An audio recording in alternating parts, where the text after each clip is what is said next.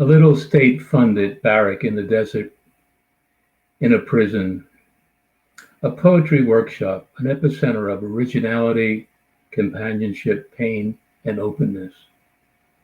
For some, the first time in a life writing, for others, the first time saying openly what they felt, the first time finding something in themselves worthwhile, ugly, and beautiful. I think of you and me. Last night I was thinking of you. I am your friend. I don't want you to think otherwise. I was thinking when we first wrote to each other, I remember instances of tremendous joy when receiving your letters. What cell I was in, what emotional state, under what circumstances. Your letters always fell like meteorites into my lap. You were my first friendship, engendered in this state, perhaps all my past life. I showed you my first poem ever written. They only came to see the zoo. But you didn't treat me like a wild ape or an elephant. You treated me like Jimmy. And who was Jimmy? A mass of molten fury in this furnace of steel.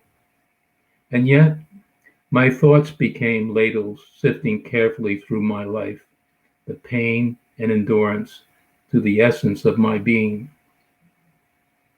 I gently into the long night, unmolding my shielded heart, the fierce figures of war and loss. I remolding them, my despair and anger, into a cry and song. I took the path alone, nuded myself to my own caged animals, and learned their tongues and their spirits, and roamed the desert, went to my place of birth. Now, tonight, I am a burning bush, my bones a grill of fire. I burn these words in praise of our meeting, of our friendship. It started a poem by Jimmy Baca, and this poem was about a writing workshop that Jimmy was unable to attend, so he wrote this poem from his cell, and it's really dedicated to two of the participants, to Richard and Rex. Good evening. My name is Charles Carr, and welcome to Philly Loves Poetry, a collaborative program between the Moonstone Art Center of Philadelphia and Philly Cam. The focus of our program is to give our audience the experience of the rich culture of poetry in the city of Philadelphia and its surroundings. So we're actually in our 52nd edition of this series, and as in the past, we have themed shows, and tonight, taking it from the poem that I read, the theme of our show is going to be the poets from prison, the poets in prison. And we have a wonderful guest. I've been wanting to have him on for some time, Fran Baird. Fran poems have appeared in the Schuylkill Valley Journal, Philadelphia Stories, and Drexel University's inaugural e-zine, Paper Dragon. Fran is a Pushcart nominee. He is the author of Painting with My Father and Square Peg, Round Hole, and has conducted a poetry workshop with long-term incarcerated men at Phoenix, formerly known as Graterford Prison. Fran began the poetry workshop for incarcerated individuals in 2016. In 2017, Peter Krok, the editor of Schuylkill Valley Journal, invited poets from the workshop to submit, and guest poetry editor Greinke selected 10 poems from 5 of the first participants for publication in the fall edition 2017 of the Schuylkill Valley Journal. Other poems, Greinke said, although all of these poems that are submitted have merit, this particular group of 5 poets display special talent and affinity for poetry. Poetic talent can appear anywhere, under any circumstance, because it is the result of the inner human drive to evolve and connect. These 5 poets transcend situational concerns and rise to a universal level that communicates to our shared humanity. Their poems have in common an emotional intensity but each poet sings with his own unique voice. Since the pandemic, the workshops have been conducted via email and now includes poets from other state prisons and recently has expanded to include women incarcerated at Muncie State Correctional Institution. So I want to welcome Fran Baird. Fran, welcome. Charles. It's great to see you. You know, I've been wanting to have you on. I wanted to have this program because I think it's really, like a wonderful program and a very special consideration in poetry. Well, So I'm excited to be poetry here. in prison and poetry behind the walls. Can you begin to tell us how having this kind of workshop impacts the people in your workshop, how it kind of transformed them? I'm really thinking of some of the things that Jimmy Bacchus said in his poems. He mentioned the fact that he was recognized not as an animal anymore, but as a human being. So could you take it from there? Sure. And thanks for the invite for this, Charles. I'm excited to present the work of the poets that I've been working with. As you said, the process began in 2016, 2017, and I guess it's been a range of talent from raw talent to already published poets that started in the workshop. And I was interested in passing on my experience as a poet coming out of, I guess, the isolation of writing and benefiting from feedback from other poets through the workshop method. And I was first exposed to that at the Antioch Writers Workshop in Yellow Springs, Ohio, and then locally through Grant Clauser's Word Shop for the Montgomery County Poet Laureate Program. But the most powerful workshop experience has been with Leonard Gontarek as a member of Osage Poets. I think that's what we're calling ourselves now. So based on that, these experiences, I use prompts just as I experience in these workshops, and give poems as examples, either my own or others that might reflect a response to the prompt. So the prompts have been wide-ranging: dreams, music, loneliness, self-portrait, love, large themes. And sometimes I make it specific. Write a poem about your childhood, a friend or family member, observing how a person stands or walks. And I have used prompts to teach about various forms in poetry: sonnet, villanelle, narrative, haiku, those things. So here's an example. This is an early prompt that I used, voice. And I made it a two-part prompt. First, I said, write a poem about a singer, the voice in music. Or two, write a poem about your unique voice, your identity, who you are. Who are you? Finding your voice in your writing, your poetry, what makes it distinct and uniquely you. So as examples, I used Wallace Stevens' The Idea of Order at Key West, and my own poem, And She Asked, which was published in my first book, Painting with My Father, from Finishing Line Press. And here's that poem. And she asked, and the singer asked, what would it look like if we had peace? Someone said, like childhood when I played in the streets, added, without a care. Another said, old people sitting on porches watching young girls flirt and kiss the boys looking over at the porches, smiling, lifting their hats, asking the old ones for their blessing. And another said, it would be the taste of homemade peach ice cream sliding down my throat.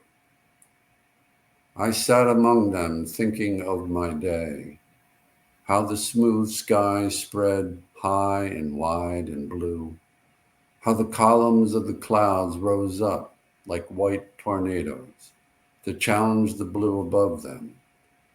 I looked up at the painted sky all day and felt its enormity seep into my mind. Never thought of looking down or over my shoulder. Never thought to press my back into a wall nor check the exit sign on any door leading out of there.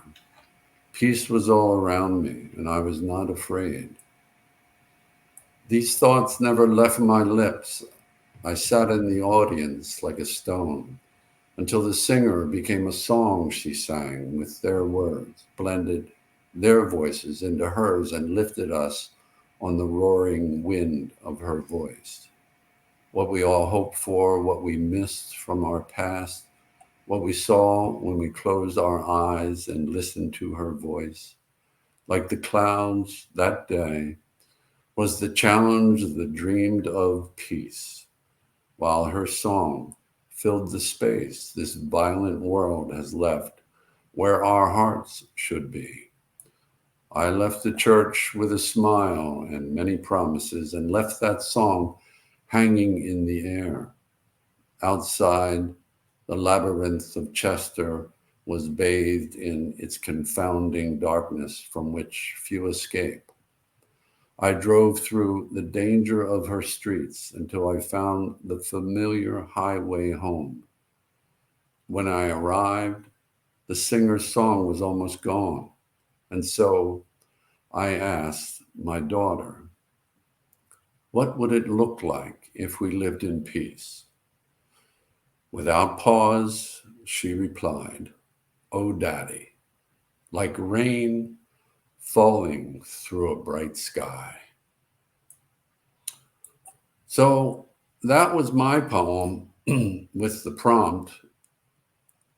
And this is the response to that prompt by Aaron Haroon Fox, who had never written any poetry until he started in the workshop. Aretha by Aaron Fox. Summertime in the city, Saturday morning, a little before noon, the strip is bustling. Shoppers and pickpockets, hawkers and vendors, boosters and con men, each plying their trade, the beat cop picking up envelopes. Young girls sit on stoops braiding each other's hair, barely finished, breaking off the steps into a round of double dutch. A game of dead man in the street, Moochie and Jojo playing step ball on Miss Lucille's front steps. Ron and his crew, a game of stickball in the church lot.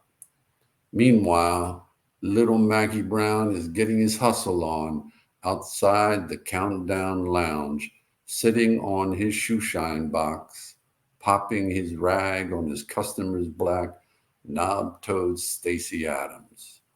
The front door is open, the jukebox is blasting. You would think a live show was going on. You're a no-good heartbreaker, a liar, and a cheat. I don't know why you treat me the way you do.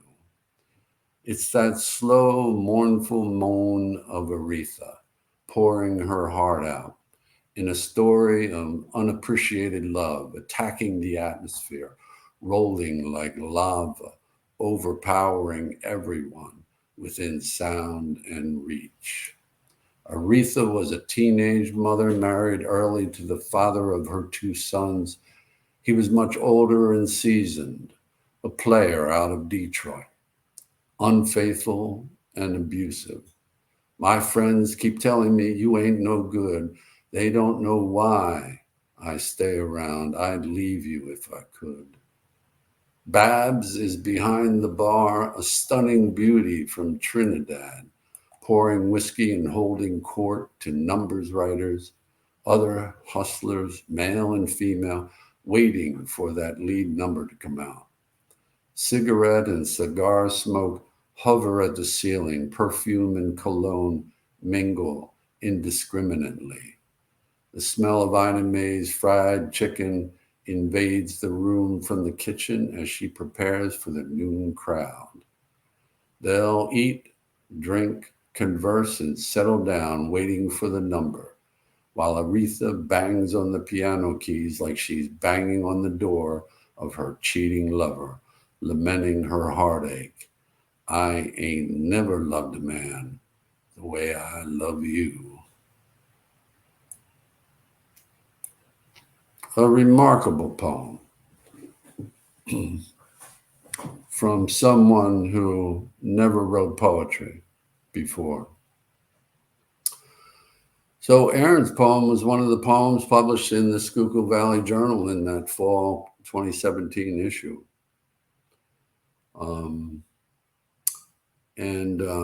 As you mentioned, Eric Greinke,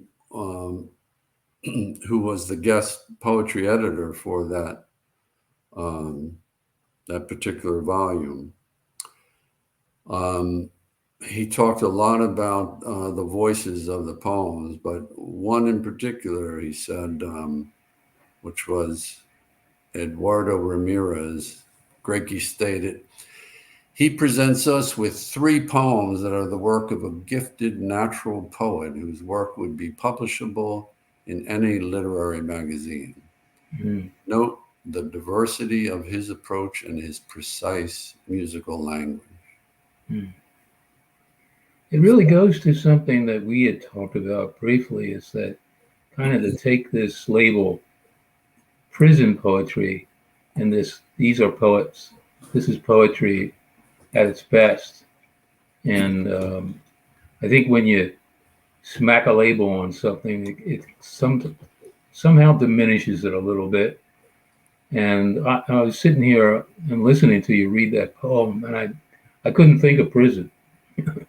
Yeah. You know, I was there. I don't know where he was from, West Philly, North Philly, or whatever. Right. But you know, I was right there with him, and the range of the language that was used and the images, amazing, and you know, the lyricism of it mixed in with the raw reality. It's just a remarkable poem. Right. Yeah, and Eduardo is the poet. He's been instrumental in bringing other people into the workshop in the prison.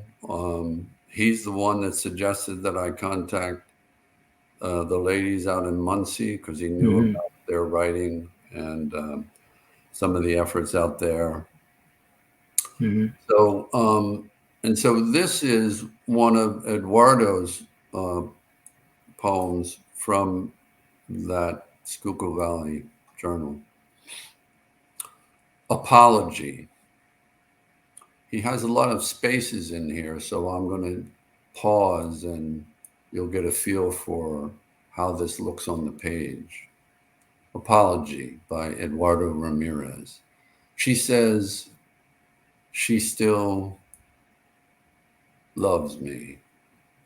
The scent of my undershirt still wraps around her on lonely nights when the empty space beside her fills the room with an uneasiness like a broken toe.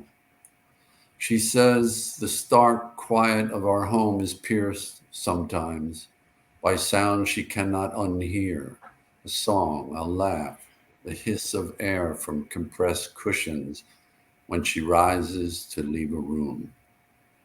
I wait to hear what she has yet to say, impatient as a statue waiting to be dusted. Wait until the little lies that have cast long shadows into today come into the light, deep wounds, stitch shut. Confrontation is not always facing a blinding sun. Resolution not always the closure that's needed. An apology is not in the words one can say, but the words one can hear. If you wait long enough, you will hear what you want. So that's very much about forgiveness, and And once again, I'm coming back to this theme of we're not only talking about prisoners, we're talking about the human condition of people being able to forgive. And as a reminder, sometimes the struggle to forgive, no matter who you are and what you're forgiving for. And Sure. the way that is rendered is really exquisite. Yeah. How many of us would want to be remembered for the worst moment of our lives and to be Mm-hmm. labeled with that? Mm-hmm. So after the publication in the Schuylkill Valley Journal, I was asked to do some readings. Peter Krok asked me to do readings of the poetry at the Manayunk Arts Center, and then Leonard Gunterick asked me to do readings at the Green Line Cafe in West Philly. And at the Green Line, relatives came to hear the poetry reading. I was there that night. The father and two sisters of Mm, Eduardo Ramirez were there, and the daughter and granddaughter of Anna mm, Fox were there. So that was really special. yeah. So as you mentioned in the beginning, the introduction, we began at Graterford, and then Graterford closed, and the new prison, Phoenix. So there was a delay of about 6, 8 months before I was able to go into the new prison. But now, since the pandemic, it's been by via email. So they all have tablets in which they read the emails, but everything's mushed together. So I have to use 1/ for a space, 2/ for a double space, and the paragraph symbol for the end. And both Aaron and Eduardo are two of the original members that started back in 2017 that are still with me. So I've included in the prompts a wide range of subjects and some experimental styles, which force an economy of thought and expression. And one of the prompts was inspired by from a prompt by Leonard Gunterick for me, and the Guardian prompt.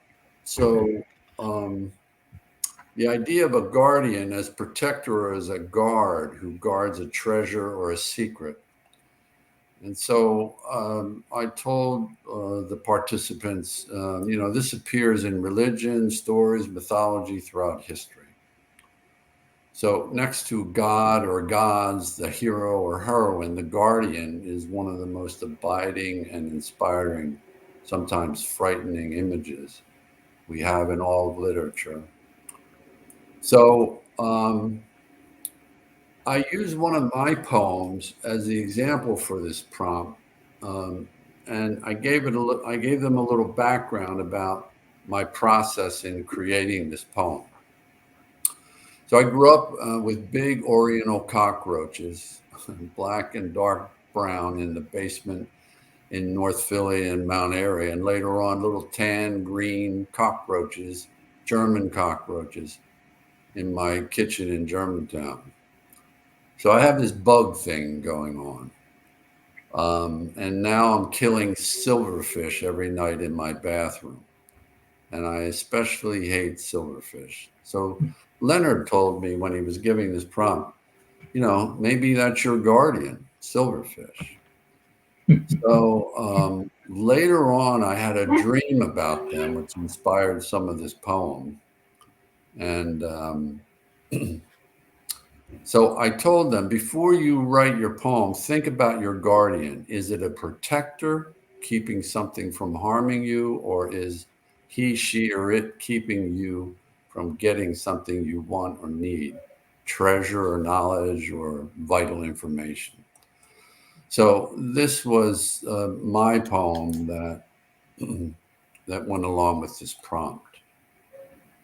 Even the blind see in the dark. Silverfish enters my dream, a gatekeeper barring the door. Even the blind see in the dark. I have studied this since a boy, my brother's cigarette tracing an orange web in the air of the bedroom we shared. Tell me something I don't already know. Before he answers, I am awake, surrounded by the night that lies before me. Nothing but light can reveal the existence of things. I've never found this to be true. Even the blind see in the dark. So that poem contains a quote from the Upanishads, ancient writing from India. And nothing but light can reveal the existence of things. That's the quote from the Upanishads. So when I said that, one of the newer participants, one of the women, Kelsha Barnes, she asked me, what the heck are the Upanishads and who is I can't even pronounce the sage's name who wrote that particular piece. So I had to do a little research and send her some information about that. But here is Kelsha Barnes' response to the prompt. My guardian. At night, she was always there, a shoulder to lean on when my mother wasn't there. The napkin to wipe up the river flowing of tears, the woman who washed my clothes and brushed my hair. Every day, the loss of you is still here. Day and night go by, I feel you near, you are my angel. Granny, I know you are here. I made some mistakes, felt like giving up, thinking it's too late. Just when I lost hope, I had a dream of you.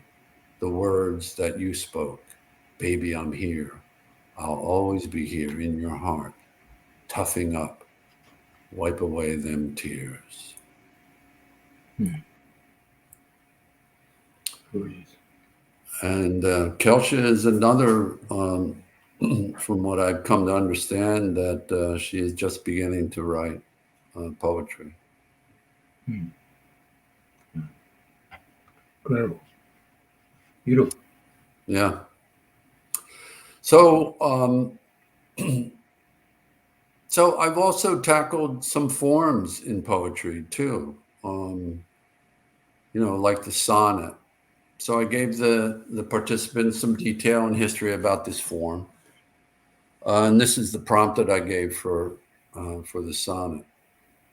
A sonnet is a poetic form which originated in the Italian poetry composed at the court of the Holy Roman Emperor Frederick II in Palermo, Sicily. I didn't know that until I looked it up. The term sonnet is derived from the Italian word sonetto, little song, from the Latin word sonus, meaning a sound. So I told them about the two kinds, Petrarchian, Elizabethan, English, Shakespearean. But I added my own because I think modern poets have put a little modern twist on the sonnet. But I asked them to stick to 14 lines, whichever style they chose.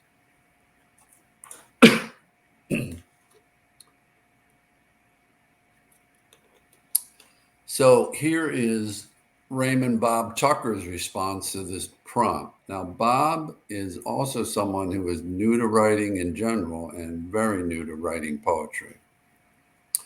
He's been in the workshop for a couple of years now. Started with when we moved to Phoenix prison. But I think this is one of the best poems he has submitted. Don't Quit by Raymond Bob Tucker. This is life, live simply, seld for correction, the brand, endure, a routine, a duty, punish for behaving unruly, no sight of beach sand. This is life, lived simply, bare minimum provided me, no sleepovers or cookouts with fam, endure, a routine, a duty.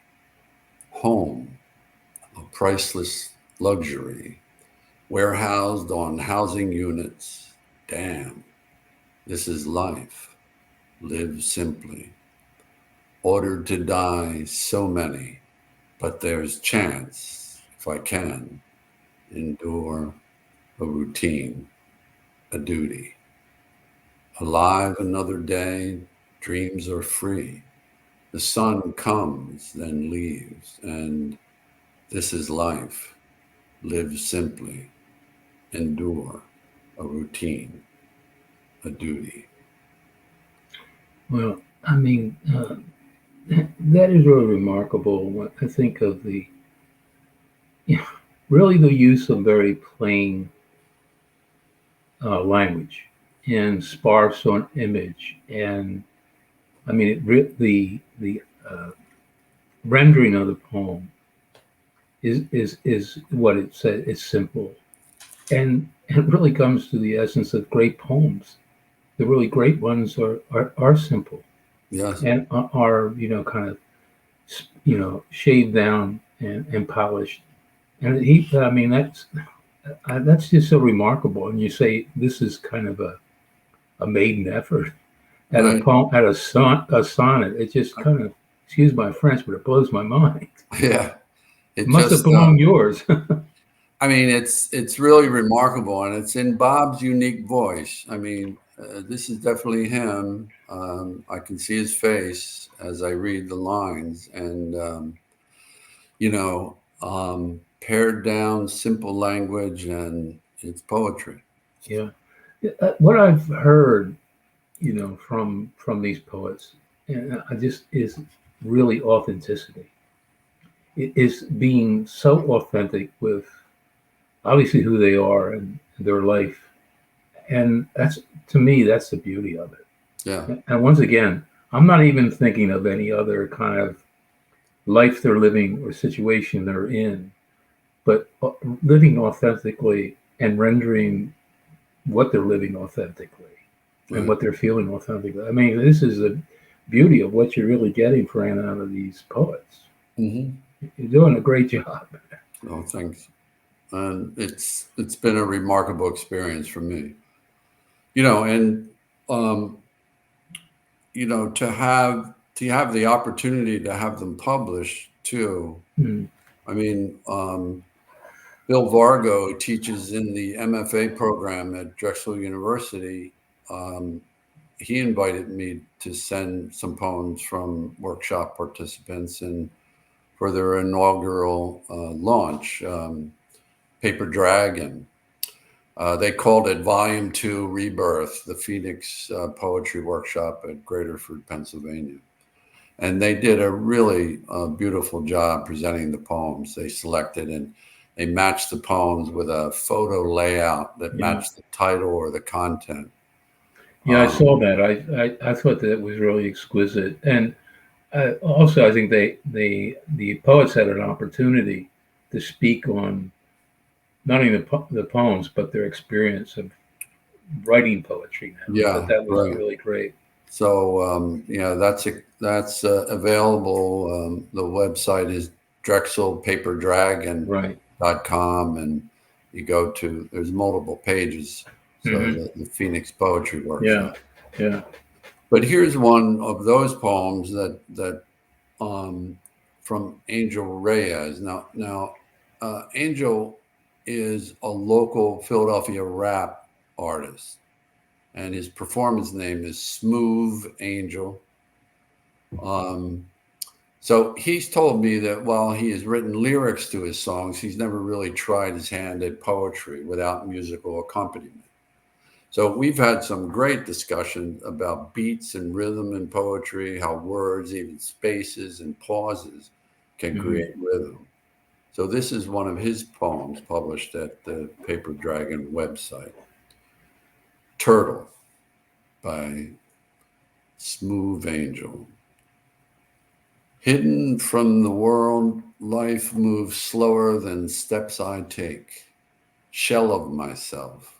I never recognize who I truly am, in search along the journey, moments of freedom, few and far.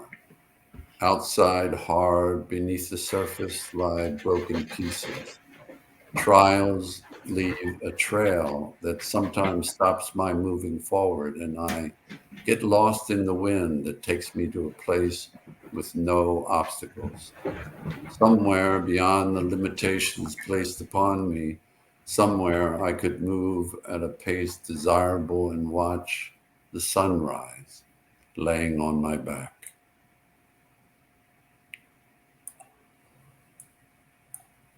So that poem that Angel Smooth Angel wrote was in response to this prompt. So I asked the participants to write a poem about an animal, but use the animal as a symbol or metaphor for yourself. So I gave an example of one of my poems that's I revised and is recently published in my chapbook from Moonstone Press, Square Peg Round Hole, that just got published. And so I asked them to use the form of this poem, 3 stanzas of 3 lines, with the first and the third line short and the middle line long as a guide to do their poem. So here's my poem that I sent. Hyena. Long after the kill, blood scent no longer stains the wind. The predators slouch away.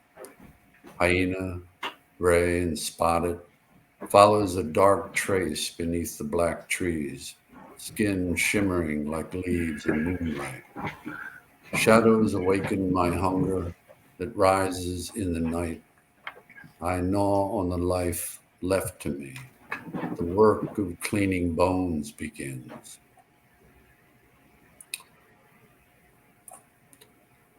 So recently, I decided to ask the participants to write a poem about prison. So this could have been a little risky, but this came after years of working with many of the participants. You know, we built up a trust, and I trust them. They can write anything or refuse to write anything, and they know that.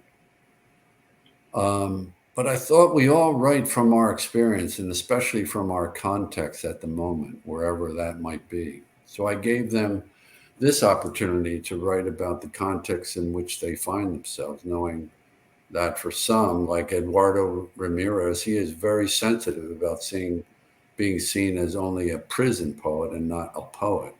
And for others, the circumstances that surround their lives is pretty painful. Actually, thinking about this prompt prompted me to write a poem to give as an example. And this whole process, it resulted in a remarkable 2-episode prompt. So the first prompt was that I gave them was this: you're in a unique position to say something we don't already know about prison. Don't write the obvious poem, the one already written. Prison is metaphor. Most people experience a sort of prison, their own thinking or beliefs. Many don't realize they're in that prison, but many do. You all have experienced prison and the metaphor of prison. How do I know? I've read your poetry. Take your time and be brave in writing this poem. It takes courage to write poetry. You have all shared it with me. Thank you for your courage. It helped me to write my poem. And so I sent them a poem, and lo and behold, Eduardo, he responded and gave me some feedback. And so I took that as an opportunity to send a second prompt. And this is the second prompt that I sent. Below is the revised version of the poem I sent with the prompt for the prison poem, a second revision based on feedback from Eduardo. I thought I'd use our exchange to bring up the topic of revision and ways to respond to feedback that can make your poem stronger. Eduardo explained his reactions to my poem and the edits he suggested. This helped me look at my poem through his eyes. I made the revisions using his suggestions, but in my voice. This is important to remember because it helps you develop your revision voice. That might be different from your composing voice. So if you can hear your voice through the lens of another, you will begin to develop that revision voice. And so here is my revised poem, Metaphor. I volunteer at a prison, at being the operative word, replaced by via since the COVID shutdown, as in via email. I'm reluctant to use prison as a metaphor. Jail's no joke. I used to work in a jail, felt weirdly comfortable there. I was in jail overnight once after totaling my first car. They didn't believe that I had only 2 drinks. In the morning, I was greeted with a fried egg sandwich on rye toast. Don't remember who got me out. No charges. I paid a lawyer $80 and the guy who towed the car testified brake cylinder had cracked. That was the first of 5 cars I demolished. Last person never charged with a DUI. I have felt locked up all my life. Mostly gray matter bars in my brain close me in. The mind clamps shut, nothing in and nothing out. I'm alone with the worst. If this is a metaphor, it doesn't feel like a metaphor. I'm reluctant to speak it out loud. One screeching tire from killing someone, an arm pull away from revenge, the dime bag missed in a search, saved from a felony, the moment when I let myself clearly hear the word no. All of this makes me lucky, doesn't make it any more a prison. You will have to tell me what is real. It's a question I have asked all my life. None slapped my face for asking.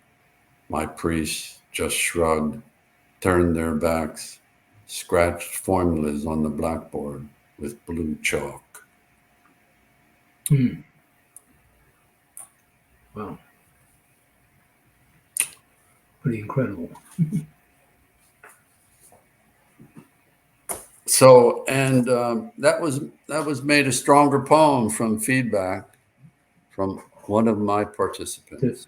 Yeah, well, definitely. Very much expanded and very much in depth in terms of reflection. Mhm.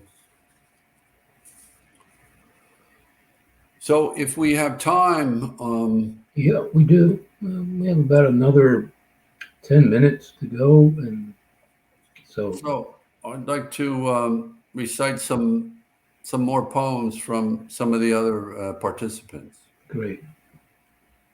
So this one is from Alexander Crespo, and it's entitled Father. Where art thou? Nowhere to be found. My fault you were never around. Not a question. You were loved in spite of absence. You told me once, I'm only a phone call away. But reality hit harder each and every day. That you weren't there to help my growing need. I don't blame you for my mistakes. I'm a father. I see what it takes. Frustration sets as I navigate through locked doors, barbed wire fences I can't escape. Only a phone call away, one I alone can make. And here's one entitled 22701. And this was a prompt that I gave.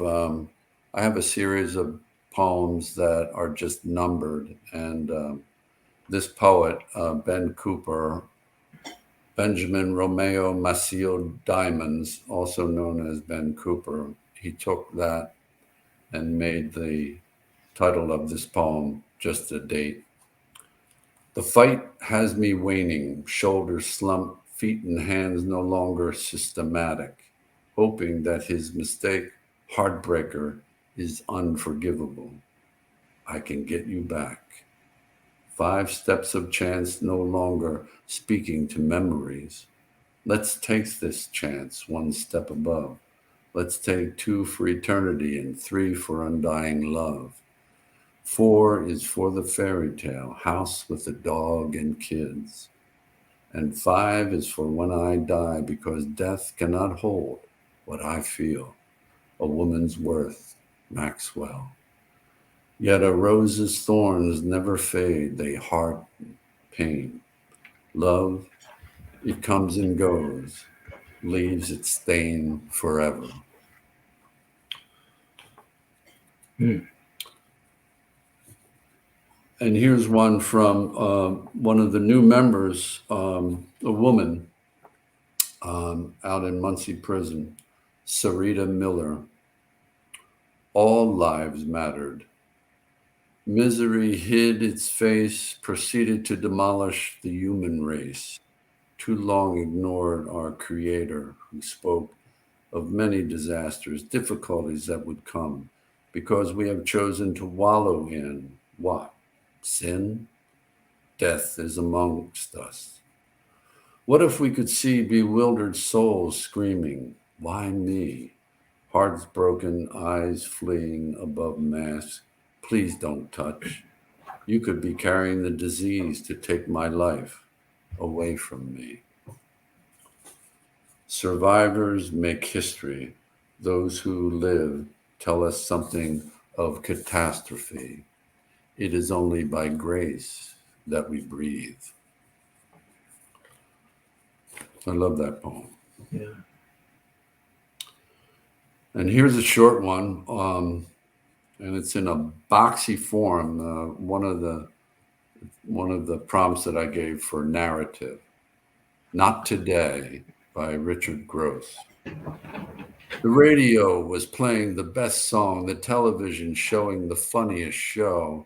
Grandma looked so young and happy. My cat Schultz was even there. Marilyn Monroe was talking to Amy Winehouse. Holy crap, I think I'm dead. I turned around and saw the medic doing chest compressions on a body. Not yet, you don't, you son of a bitch, yelling at my lifeless corpse. I'm not losing you, you hear me? Yeah, I do, but I kind of like it here. No, not now, not today, damn it. All right, I'm coming back. And,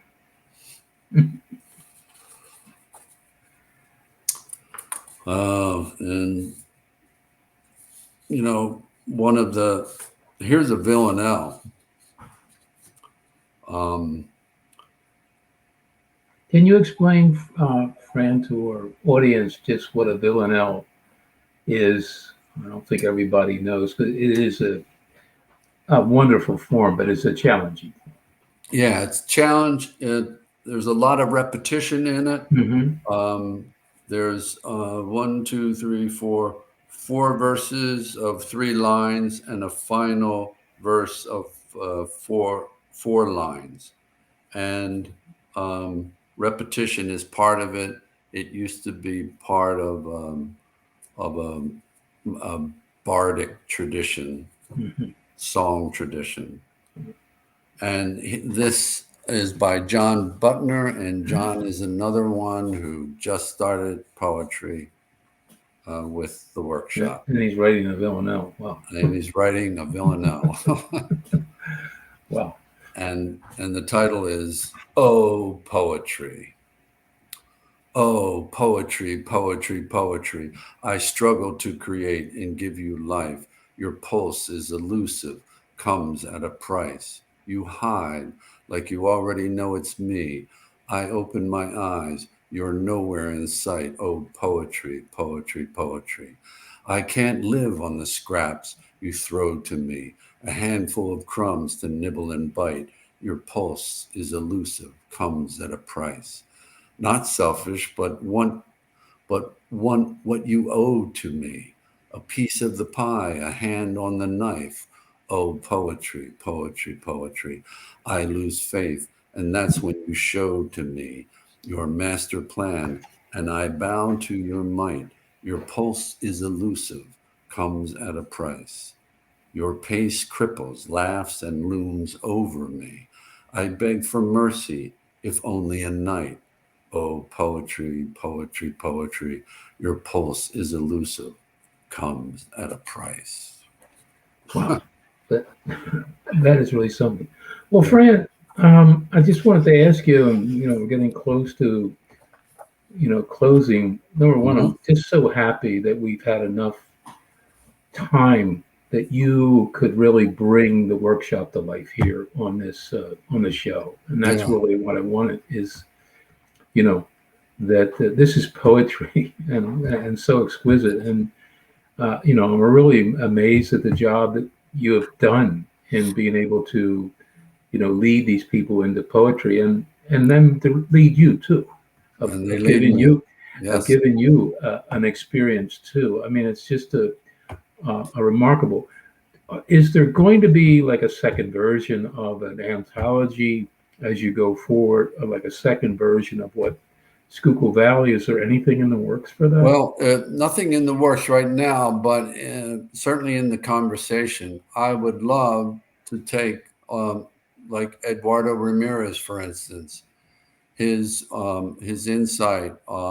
He's been a mentor to many of these guys, and I would love to co-edit an anthology with him and give him the experience of being an editor.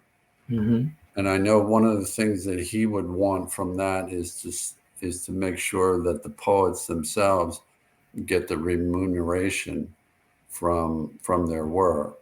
Hmm. So that's a conversation that I started with Eduardo, and perhaps Moonstone That, Publishing would be yeah, interested. yeah, you took the words right out of my mouth because that's really something I think that we would be very much interested in doing.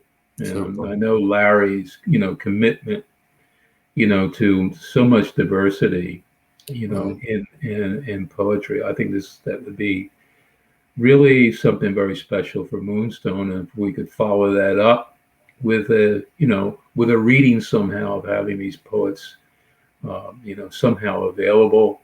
That would But be great. yeah, We could look into that, and yeah, some perhaps by the time that comes around would be yeah, released and yeah, yeah. would be able to come to the studio. Right. So you really brought it to life. I think you might remember when I was really talking about doing this show that we were going to go into the prison, and we were talking about some of the hurdles we were going to have to jump Right. through. But I really feel that I haven't lost anything. That you have really brought the workshop to life out here, outside of Phoenix. Hmm. And I think you did a remarkable job in being able to pare this all down and present, the essence of what you're doing and what these poems and what these poets are accomplishing. And I've heard you read these, publicly at the annual festival out there at 40th and Market, and I've read them but you've really brought them to life in a different way. Hmm. And I thank you very much. I mean, this Well, has really been a treat for me because as I started off the show, we were talking about this prison label. And, as I was sitting here, but I mean, you just ripped that away. And this hmm, isn't prison. This, Charles, as you said to me, Charles, don't do that. This is poetry. And you're this is going to see that it's poetry. And you've done such a great job in rendering that this is something different from what you and I know as poetry. So I'm so grateful, right. to have the opportunity to have you on. Well, And I thank you so thank you. much. Yeah. Yeah. And I thank Sergio Galliano from Philly Cat, as usual, for making this happen to get the technical piece of this going and getting us set up and ready to roll. As I said, we're in our 52nd edition of this, and we're going to continue on. In fact, next month in October, we're having the man himself, Leonard Gontarek, on, who has a new book of poems that are coming out. So we can, it's coming out at the right time. We're having Leonard on. So I'm very, very excited about that. And I know some other people are. So this is great. So we talked about Moonstone Publishing, but I say to our viewers is that Larry and Moonstone does so much for poetry in this community.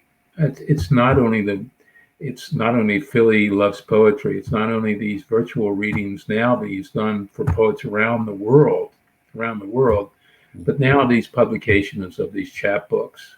So I just ask you and our audience to remember that and the role that we're playing in creating Moonstone, creating the love of poetry in this city and bringing it to the public. So I ask you to go onto our website and make a donation. It doesn't have to be anything extraordinary, but we build from that, and we need your support. So once again, I thank Fran Baird. I'm very much an admirer of him and his poetry. I'm actually in the same workshop with Fran, so I have the opportunity and the treat to hear his poetry almost on a weekly basis. And so this is one of the gifts of being in a poetry workshop like that. So thank you for watching, and I'll see you next month in October, and we'll have Leonard Gontarek on as my special guest. Thank you.